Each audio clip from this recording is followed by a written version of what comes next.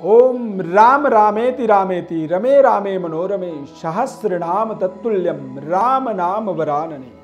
नमस्कार, जय माता दी। प्रिय दर्शकों, 2021 सिंह राशि वाले जातकों के जनवरी माह का मासिक राशिफल का आज हम संपूर्ण विश्लेषण करेंगे। जनवरी का महीना किस तरह से रहने वाला है और क्या क्या उपलब्धियां इस नए साल में आपको मिलने वाली हैं। प्रारंभिक मास है, ये नंबर 1 महीना है और इस महीने में सिंह राशि वालों के लिए किस तरह से रहने वाला है, इसका संपूर्ण लेखा जोखा हम आपको बताएंगे।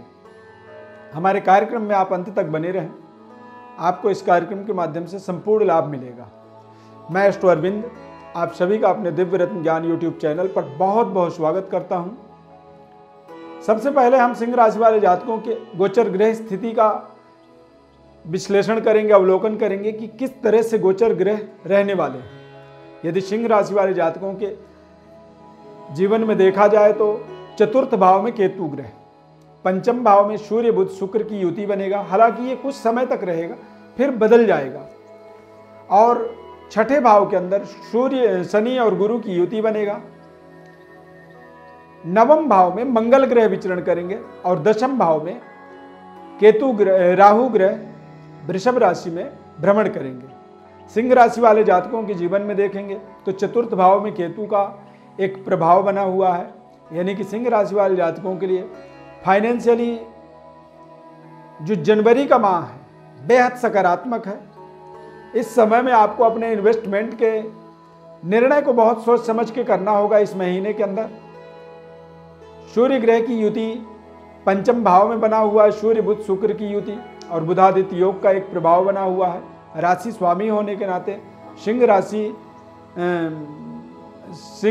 राशि के जातकों के लिए सूर्य बुध का योग जो होता है वो बेहद सकारात्मक होता है।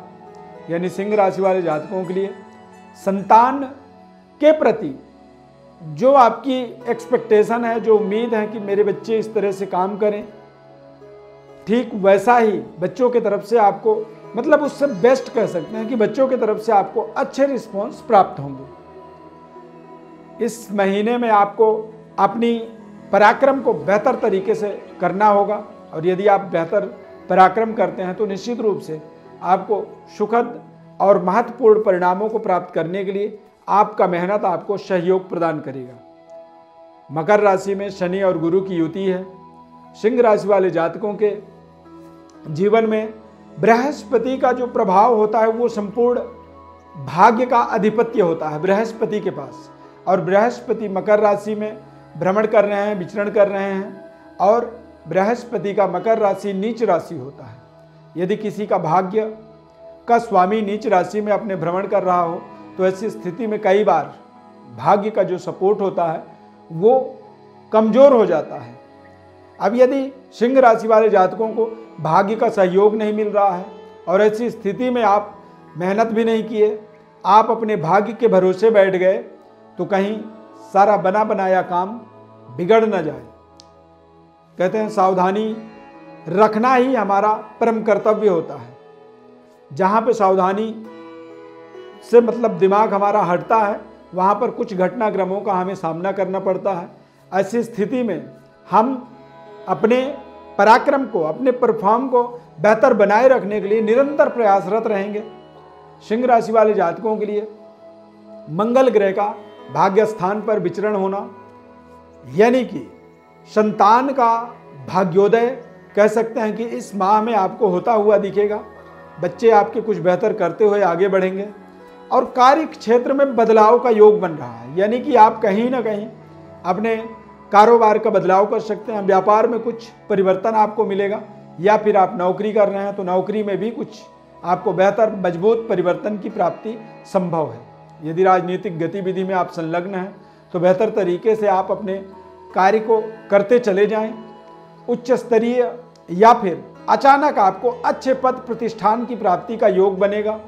राहु ग्रह का दशमस्थ भ्रमण जो होता है, इसमें कई बार अनकंडीशनल परिस्थितियों में आपको कुछ बड़ी उपलब्धियां प्राप्त हो जाती हैं जिनकी आपने कल्पना भी नहीं किया हुआ है।